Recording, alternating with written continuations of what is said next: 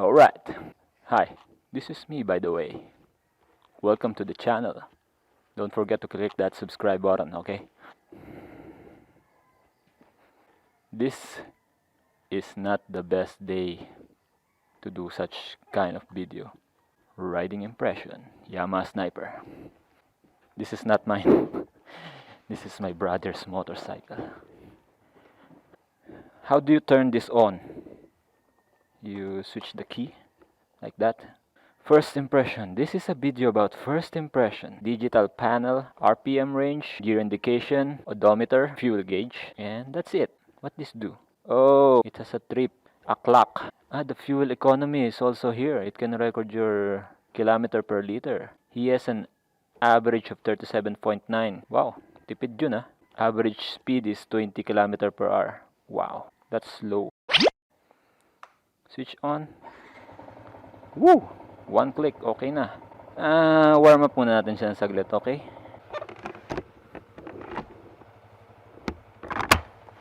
What's new? What's new with the 2019? The LED lights. Bigger tires, front tires. Digital panel. Also, they made some adjustments with the aerodynamics. I cannot tell because I haven't tried the older version. This simple upgrade made the other bike or the older model looks cheap. Yeah, no offense, but the older version looks cheaper because of these LED lights. Let's go!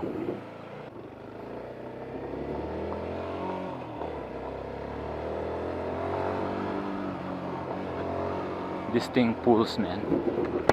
This thing pulls. Oh, so light. Again, this is not the best day to do this kind of stuff. You can see the road is wet, semi-wet.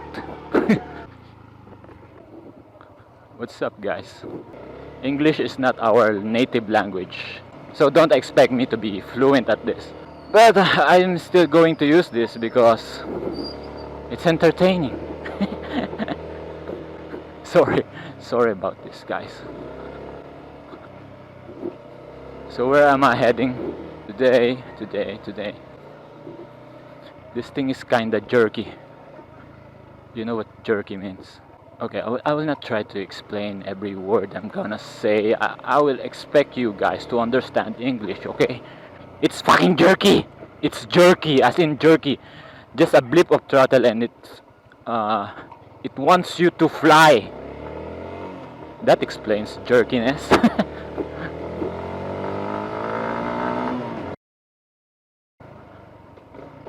The second gear is kinda scary.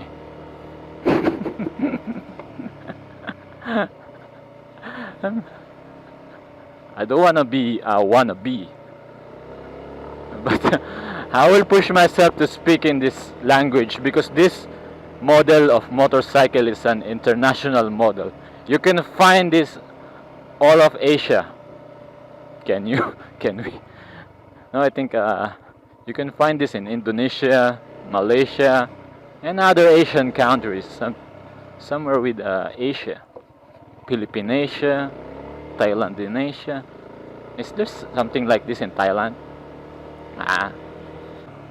So, this bike is not for commuting.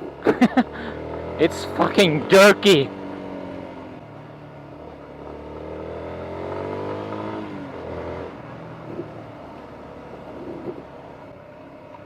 Welcome to the jungle. I better go back.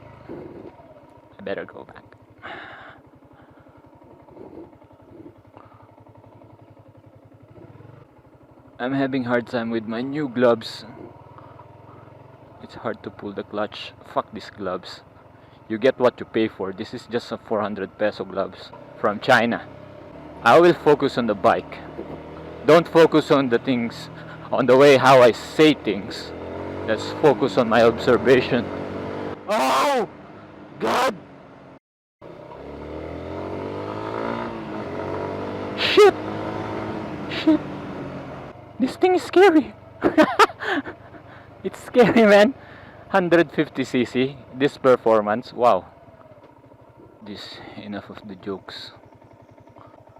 Okay guys, hindi ko na kayang mag-English. Simulan na natin yung talagang review. Not officially a review. This is going to become a, let's say, riding impression. First review, uphills. I am here today at the beautiful mountains of Limay, Bataan, where there are sharp corners like this that I am not confident to turn because it's wet.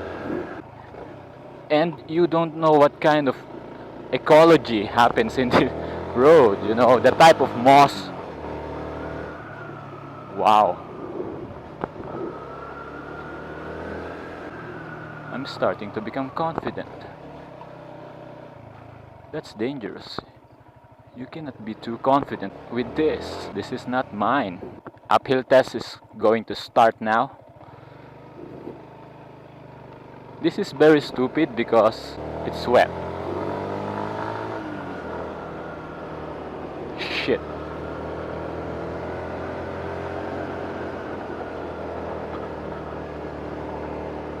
I'm in third gear and it can pull.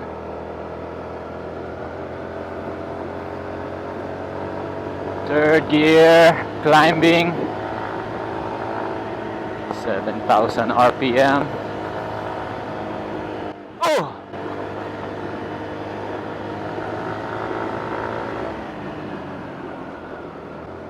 In this channel, I've tested some motorcycles including Yamaha Mio 125 and also the Honda Click 150i. Those bikes are going to become my point of comparison, and also my Rusi Classic 250. What can I say? As a Rusi owner, my Rusi Classic 250 is just 80,000 pesos. This is 100,000 pesos. My Rusi Classic 250 is a 223cc motorcycle. This is only 149cc. If I'm going to choose in terms of performance, all stock, what I'm going to choose? This one. It's so light. It's so light. The gearing feels precise. There's a little bit jerkiness because of the tuning of this. Oh God. I want to go back. This is dangerous. This is wet and this is very stiff. I cannot go there. There's a combination of mud and water. It will be very dangerous for me to descend downhill. So I'm going back now. Let's take a view of this. Tignan muna natin. Ina kasi English na English. Tignan muna natin ang kagandahan ng kalikasan sa kabundukan. Look at that. Nakita niyo yung parating madilaw na yun. Bulaklak yun ng puno. I'm not sure if that's mango or what. But those are flowering trees. Ah, beautiful. Sigurado mas maganda ron sa taas. Kaya lang, ayokong tumuloy. Ayokong tumuloy guys. Hindi sa akin yung motor at baka madisgrasya ko. Masyado matarik yung part na yun. Sorry for being pussy, okay? But I cannot risk this one. I thought that this is a commuter's bike. But mas maganda siguro kung i-test ko siya sa sa looban sa maraming sasakyan. Engine braking. This is so light. Woo! Yes. Woo!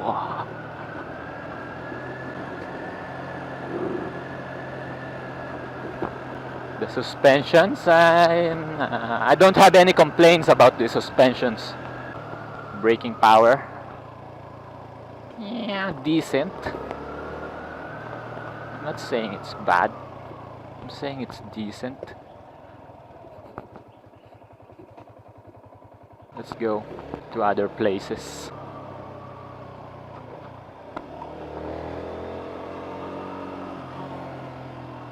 Alam mo yung galing ka sa mataas na lugar tapos parang nabibingi ka. Tapos paglunok mo biglang okay na uli yung pandinig mo. Tapos hindi ka na nag-i-English.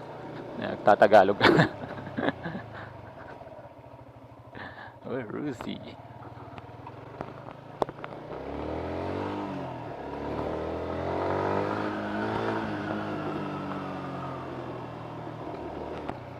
I'm not trying to be a wannabe, no? I am fucking practicing my skill. Nakita nyo na sila LeBron James, Dwayne Wade, and Kobe Bryant. Dito sila sa may Africa. That's not racism, it's a joke. I'd seen many complaints about this engine having only 5 gears. But did they ask what is the gear ratio of this? At di ba nila naintindihan na yung pagkakaroon ng konting gear ay may advantage din? Mas magaan yung makina.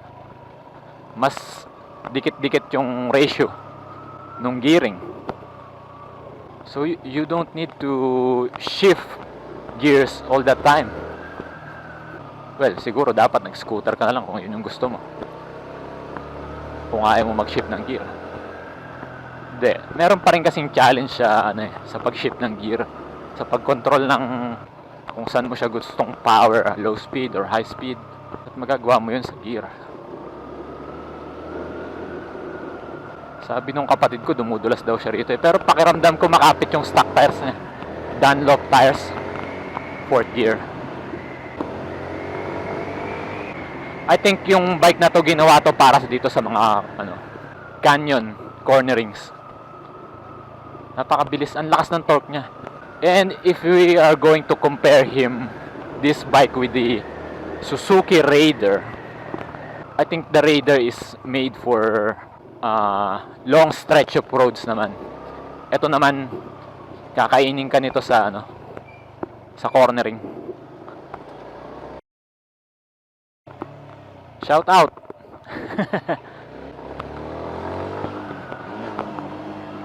Oh, sorry about that.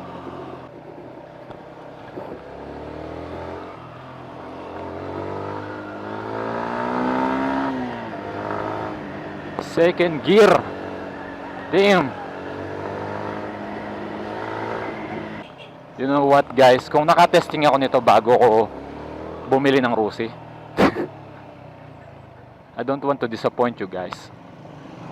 All my Rusi fans, I don't want to disappoint you. But I will get this instead. Something like this maybe. Hindi pa ako nakakasubok ng Raider or hinarangan niya ako. Hindi pa ako nakakasubok ng Raider, RS150. And nagpreno naman siya ngayon.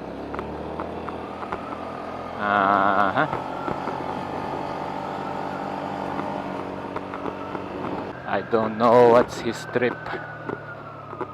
Pero ngumingisi-ngisi siya.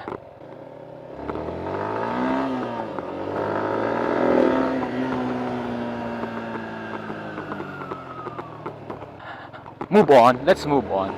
Hindi pa ako nakaka-testing ng RS150 Honda and Suzuki Raider na may parehong category nito. Price range and specs. Oh God. Pero nakasubok na ako ng Click 150. And what can I say? This thing pulls harder. Pero mas confident ako sa Click. Ito yung pull niya nakakatakot. Siguro dahil yung sa niya, sa gaan. O dahil lang galing ako sa night shift. Kaya medyo lutang na naman ako. Okay, kinakapa ko yung busina. Medyo lubog yung busina rito. We are in the 4th gear. Ganito pala ang pakiramdam ng magaan na motor na mabilis. What I mean by mabilis is naka-tune siya na pang sports. 150cc. 149 to be exact.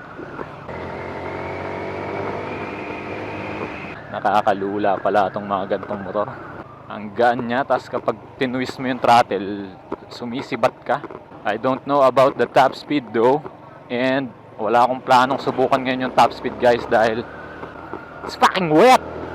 Yung nakarang tinetest drive ko to, paikot-ikot lang ako dun. Ngayon ko pa lang talaga siya nasubukan. Subukan natin siya sa mataong lugar.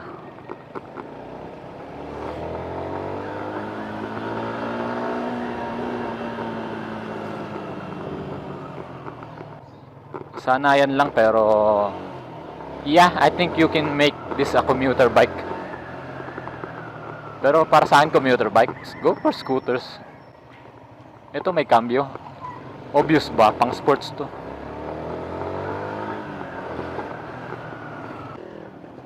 Yun nga pala yung motor ko guys, yung Rossi Classic 250. May issue daw tungkol sa lagutok sa front suspension. Hindi ko siya maramdaman ngayon.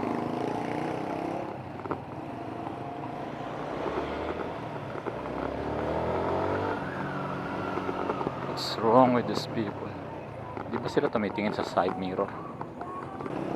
Subukan nating mga mote. Paano ba mga mote?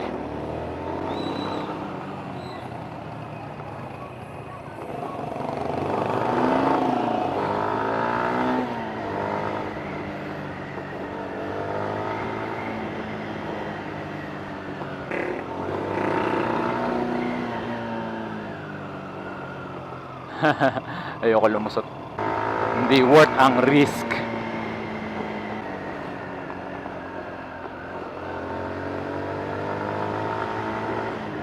Ito na. Wow, I like the cornering.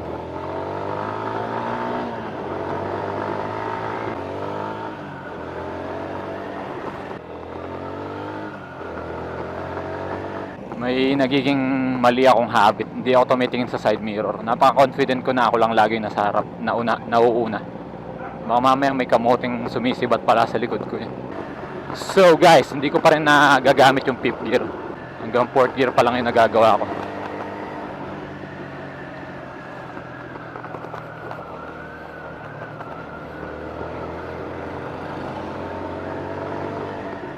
Masdan mo ang mga bata, pakinggan mo sasabihin nila. Cornering! Woo! Oh God! Palit tayo, Miko, ng motor. Sa'yo, akin na lang to. Sa'yo na yung Rossi ko.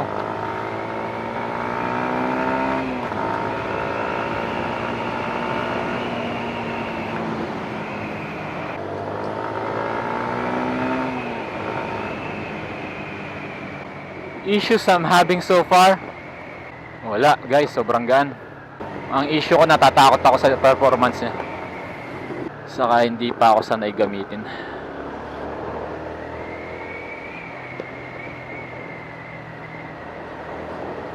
Ay, ay, ang sarap. Eto ang masarap. Galing ka sa corner tapos biglang putik. Let's do some highway shit.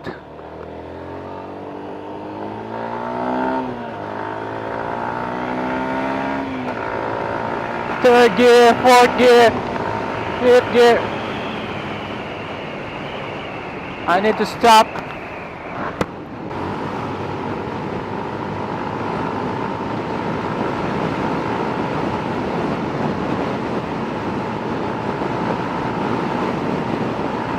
Holy smokes!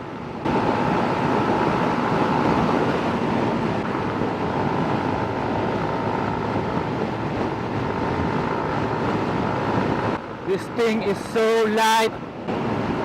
As in light. That's all I can say. This thing is so light.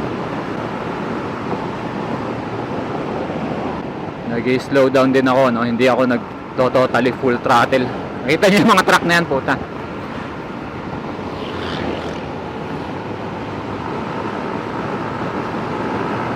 Oh man!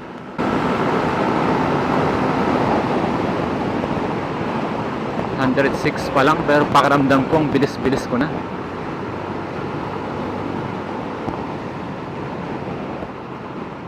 Balik tayo sa looban.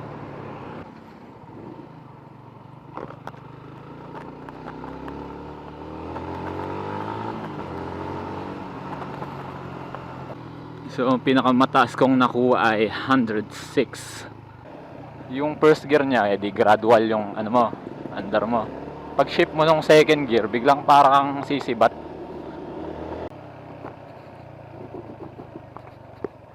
Ito, medyo makaldag dito. So ano pala to? Putang ina. Pagka second gear niya, doon ka na lang mag first gear.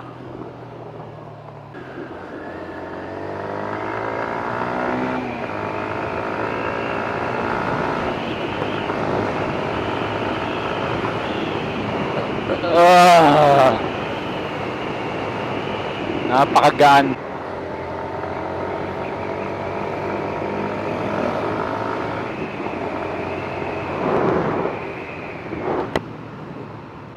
Yung camera ko tumatama sa balikat ko. Clear left. Clear right. Alright.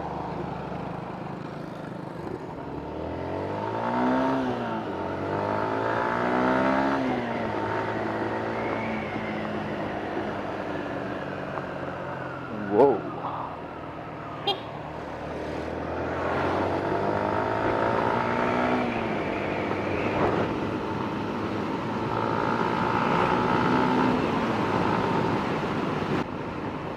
What happened to my English? Somebody is at my back, a jigsaw.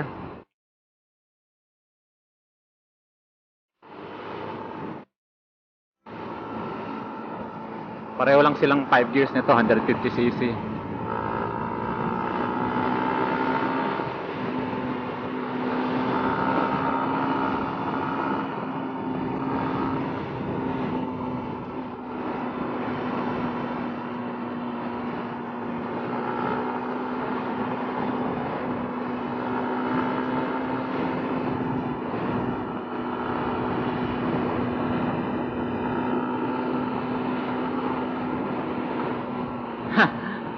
Alanganin yan.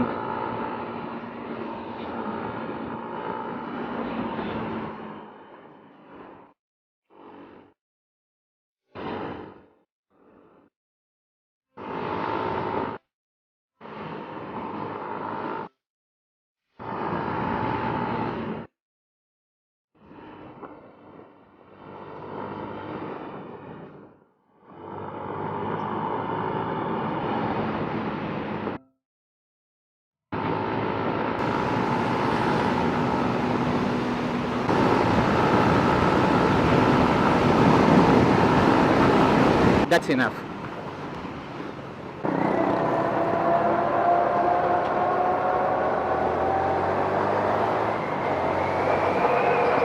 Okay. Come on.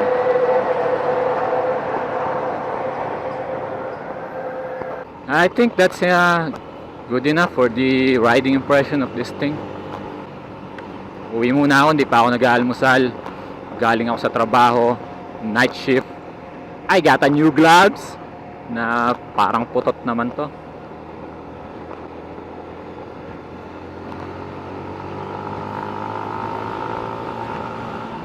Bisitahin natin ang ating kaibigang mekaniko and let's talk about him. Kung anong masasabi niya tungkol sa Yamaha Sniper. Andito kaya siya ngayon? Ating ngayong makakapanayam ang ating mekaniko. Interviewin lang kita tungkol sa Sniper. May kulay na ganyan. Pang-chicks. Pang-chicks ano?